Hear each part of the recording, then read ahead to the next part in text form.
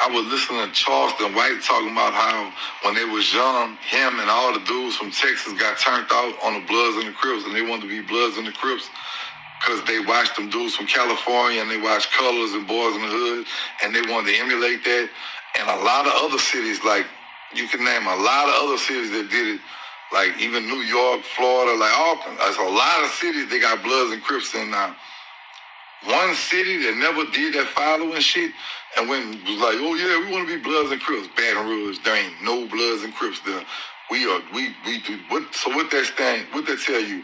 All them cities ran up under LA, which I respect LA Bloods and Crips, but the ones that outside of LA, y'all just following LA trend. You know what I'm saying? That's what LA been, banging it out for years.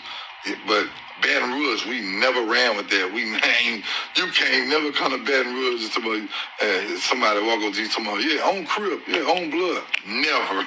We are not followers, straight leaders. Shout out to my city, Baton Rouge. We one of the only cities that ain't go for that Blood and Crip shit. Like, yeah, we ain't fall for that. We ain't watch Colors and get inspired and go put on blue bandana, red band. And shout out to Baton Rouge. Ain't no followers out there. We ain't all right. Up with y'all is Coffee. Back at it with some updates, man. And Unkle Bang. Comment and let me know if y'all rocking with Unkle Bang, man. He had a pretty interesting no jumper interview, and he got real. What's up with this? Did they set that up? I seen something going on. Was it him and 4 extras? He's talking about, I don't believe all these fades, 20 fades for breakfast, 10 for lunch or whatever, 15 for dinner. I don't know. Comment what y'all think about that whole situation. But what about what he's talking about here, that every city, you heard Charleston White talking about this, right? And there is some truth to that or what, man? That blooding and cripping and a lot of gang culture has spread across the country. As Unkle Bang was saying, it was from individuals watching Colors or seeing it in pop culture or seeing it on the news or just hearing of it in that way, wanting to emulate it, like, yo, that's cool, but like wanting to be getting inspired, I guess he said, by like the movie Colors is the way Unkle Bang put it. And tap in, but he said not Baton Rouge, no way. They stayed off that ish, and they're leaders, not followers. Now, there is some spots, right, where there was different gangs and whatnot, and like gang culture is a thing, right? Like Chicago, for instance, and stuff like that. And I'm asking, you know what I'm saying? Not telling. When it comes to a lot of topics over here, you heard it's all about tapping with the people, hearing what y'all gotta say, you know what I mean? So make sure to comment. I'm just making it clear, topic to topic. At times I like to share my knowledgeability rate, and this whole gang thing. I'm no gang expert, so I'm more or less asking y'all. But one thing I have heard of over the years and seen through different documentaries or things like that is, in some cities, gang banging, gang culture, Bloods and Crips may have made its way to different cities because of like drugs, right? Like Freeway Ricky and all that, you know what I mean? Like, do you guys ever see that whole bang in Little Rock? Like the Crips in Little Rock, like they've been around for the longest time. Billy Joel voice, and in the TV show R.I.P. John Singleton, Snowfall, they showed them going out to Little Rock, you know what I mean, to pump work out there. And I've just always heard of Little Rock as being a place that, gang culture actually spread from the motherland, you know what I mean? But then from that, there's different debates as to if individuals who were putting people on in other places across the map were really sanctioned to do so, and who can give the say so or can't, and you know what I mean? Like, I remember seeing some ish from a lot of content creators a few years back about all the Bloods in New York City, right? Like 9 Trey Gangsters and all that, which I guess came around 93.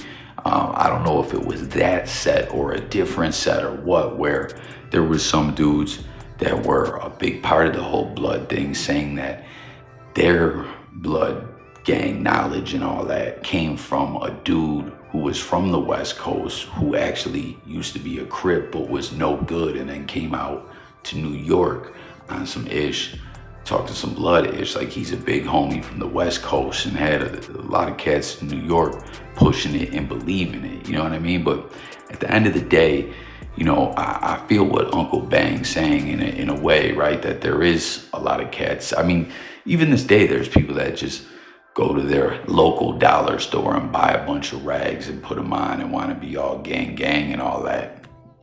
And it's type corny, you know what I'm saying? And he was saying Baton Rouge never got down like that. But then there's other instances where I think there were people that were ill-advised that they were being put on in a gang. And then there was instances where that ish was really put out there. I don't know, it's like a complex, complicated discussion, you know, but as always, once again, I want to hear from the people, so make sure to comment, subscribe, and all that, you know what I mean? But once again, you heard him say Baton Rouge was never, I know, ish like that. They kept it all the way trill as leaders. Video shit back then. Remember the music box? You had to order. Calling requests. Yeah. Boom. So I'm sitting at the house. My single was out. Russell and them, they got me right. I got big billboards in the town. I mean, it's bigger than big. You imagine you take a guy who already has like a street thing going, and then bam, that. I mean, it was just lining up. So the video goes number one on the box. I'm juiced. Pick up the phone. I call Lyor. I said, we number one on the box. I told you. He said, yeah, I know, Richie. I bought the spot. Let me give you a second. I'll call you right back. There it is. I said, huh? What? But how ironic is that? The owner of the person running the label say, yeah, Richie, we bought those spots. Hey, he said he bought the number one spot, and I'll be honest with you, that shit hurt.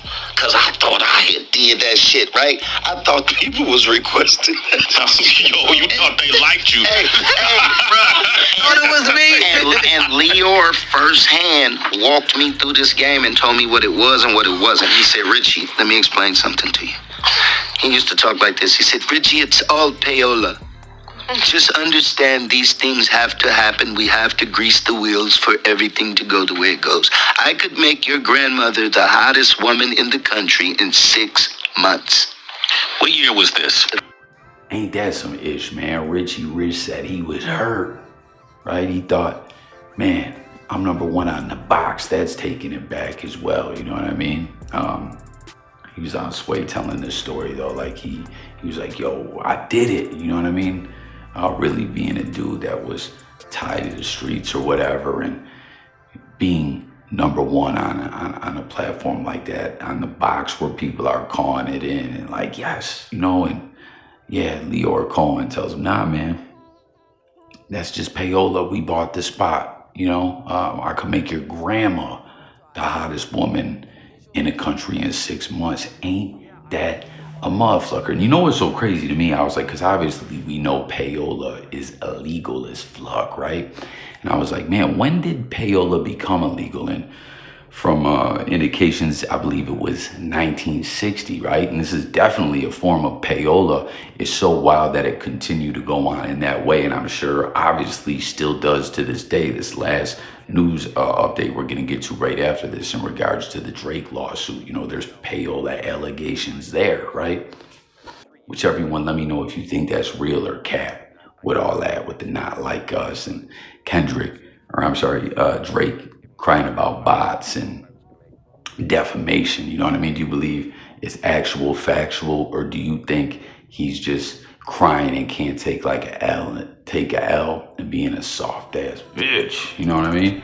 But back to what we're talking about here, that's just so wild to me, with payola clearly being illegal, that Lyor Cohen was so, I believe this had to be early 90s. You heard Sway at the end of the clip ask him what year this was. I didn't watch the full interview, so I didn't catch it. You know what I'm saying? If you, watch the interview, tap in, comment, let me know if there was other interesting parts of the interview and if you caught what year it was and whatnot. But why was he just so comfortable to let it be known right to the artist that he was involved in illegal practices. Like, I feel like nowadays record execs would be shook to say that, you know, for fear of being exposed and all that, you know what I mean? But I don't know, man. You heard him, the payola, and what it really was broke his heart, man. And ain't it just a motherfucker? You heard him. You gotta grease the wheels, man. That the system is rigged in so many ways, you know. And again, share your thoughts. Like, this was a different time, but do you believe this goes on just as much, or it's different in this streaming blogosphere era, or what? Hit the comments.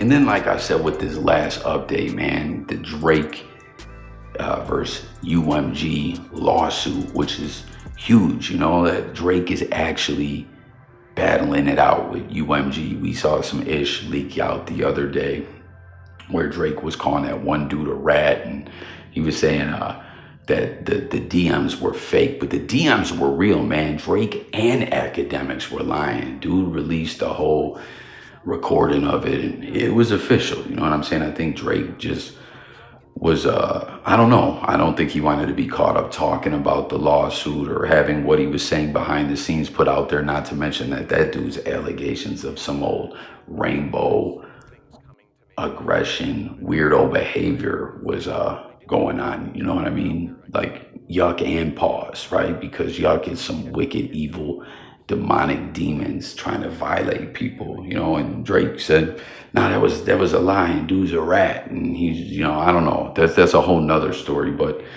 academics lied to, you know, cover Drake's arse, pause. And it's so wild, like, he'll just do whatever for Drake. It's so wild, man. Like, Drake has his sack, pause, rating Axe hands, pause. It's a motherfucker, man.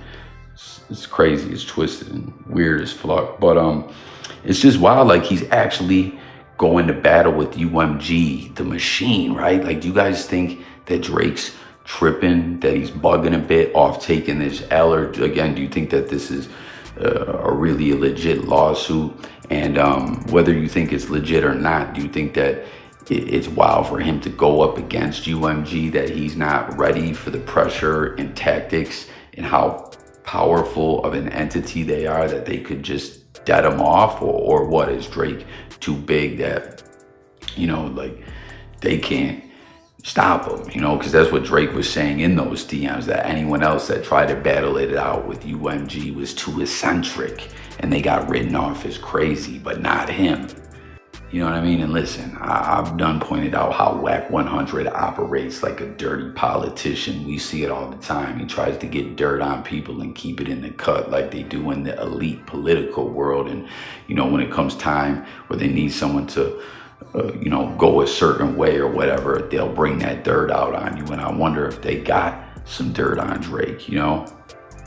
But we were just talking about payola and all that, and that's directly, you know, a part of this lawsuit. And it's going to go to court January 28th in Texas. This is going to be a big day, man. And it's wild too, because it has divided the industry, you know, and it really has. Like, we just saw Peter Guns talking about this the other day. Like, yo, did everyone that hated Drake before always hate him? And it's like, why is it gotta be like that? Why is it gotta be Kendrick or Drake, right? Like, clearly, in my opinion, Kendrick is the way better MC. Kendrick bodied Drake and won the beef, right? And Kendrick is just a true MC.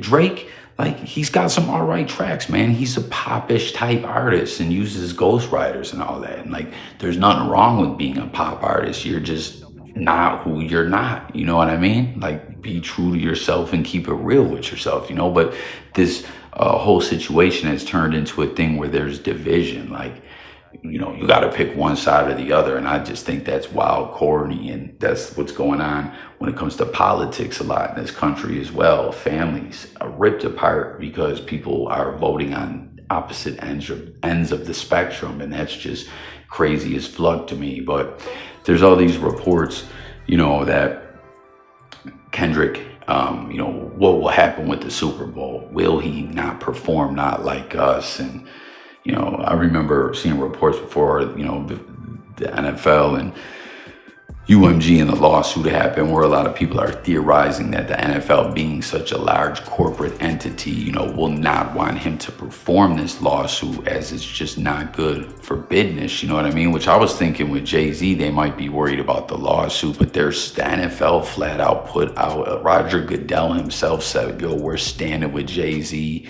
He answered to these false, heinous allegations, and you know, he's standing on business. He ain't backing down, and they're standing in solidarity with him.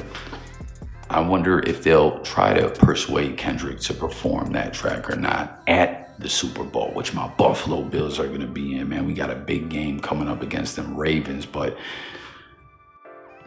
I don't know. Comment and let me know what you guys think. If you think he will perform it or not, what the NFL will think, what you think about this lawsuit, and stay tuned for them updates, man.